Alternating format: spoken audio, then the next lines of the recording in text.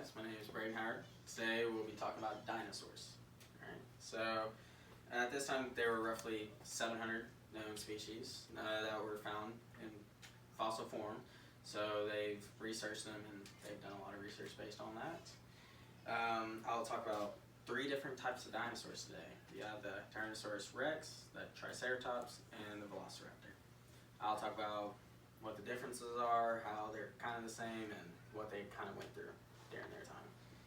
And then how they all became extinct. Right, the first one is Tyrannosaurus rex. Based on analysis, T-Rex lifespan is actually 30 years, I say, and that was from Strauss 2019. Right. Another good fact about the T-Rex is that it is not the largest meat-eating animal back then in the Triassic period. They didn't say exactly which one it was, but the T-Rex was not the largest meat-eating animal during that time.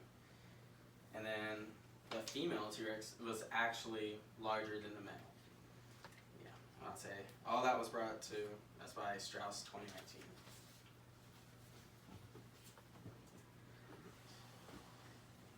The second dinosaur I'll talk about is the Triceratops.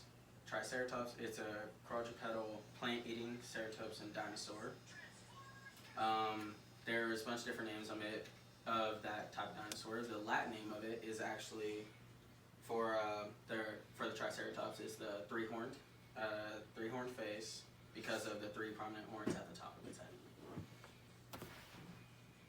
The first specimen of this Triceratops was actually found in 1887. All this facts was actually brought to us by Scanella 2019.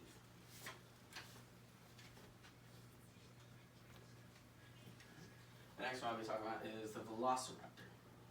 This Velociraptor is very well known throughout everybody based on like movies, like it was in Jurassic Park a lot. All of these dinosaurs were. The name Velociraptor was actually brought up by Henry Fairfield Osborn. That was in 1924. Most of these, they said, was actually not actual size in Jurassic Park. The real size really was like roughly a small turkey. They went up to 6.8 feet long, 1.6 feet tall at the hip, and they weighed up to 33 pounds. The first fossil of the Velociraptor was found by Peter Kaizen in August 1923. All this was brought to us by Zimmerman in 2012. Then I'll begin to talk about the periods. So for the Triassic period, it was roughly 248 to 206 million years ago. The first dinosaur during that time was actually one of the two-legged predators that lived on land. It was also known as theropods. That was one of them. Then it ended, roughly 200 million years ago, and this was brought to us by the fourth most biggest mass extinction on Earth. And this was all brought to us by Klaus 2017. The next period I'll talk about is the Jurassic period. During this time, most of the dinosaurs started to evolve even more, and then they became the most dominant animals on Earth. During this time, it allowed many different species to actually separate themselves, and they each evolved independently, which led to each one growing different compared to the others. Next one, we're actually on the end of the Jurassic period. What ended it was a minor mass extinction. It wasn't as profound as the Triassic and Cretaceous, but it still led to a lot of dinosaurs being wiped out. The next one is the Cretaceous period. This one, during this time, the plants actually began to flower, and then bees actually started evolving and becoming their own. It ended roughly about 66 million years ago, and it ended after the fifth mass extinction. It wiped out roughly 76% of species on Earth, probably due to impact of an asteroid or a comet. That was a big known fact, and a lot of people knew about that.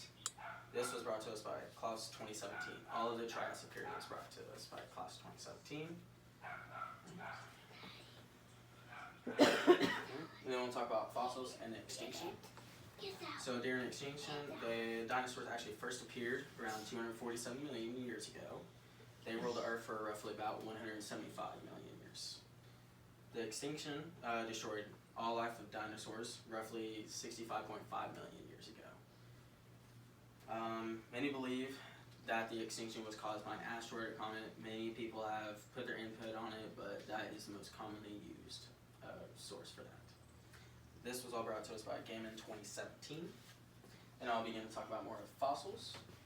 The more advanced dinosaurs, through fossils that we found, were actually had feathers or feather-like body coverings on them. The first fossil that was really found was in the 19th century. And in 1842, paleontologist Richard Owen reigned the term dinosaur, derived from Greek dinos, meaning terrible or fearfully great. This was all brought to us by Gammon 2017. Right. And then in conclusion, based on fossils we actually understand more of how they lived and the way they were, and how they were able to adapt, and how resourceful they could actually be during that time. And then another fascinating thing is that we've already learned so much about them, but there's still so many endless possibilities that we can learn about.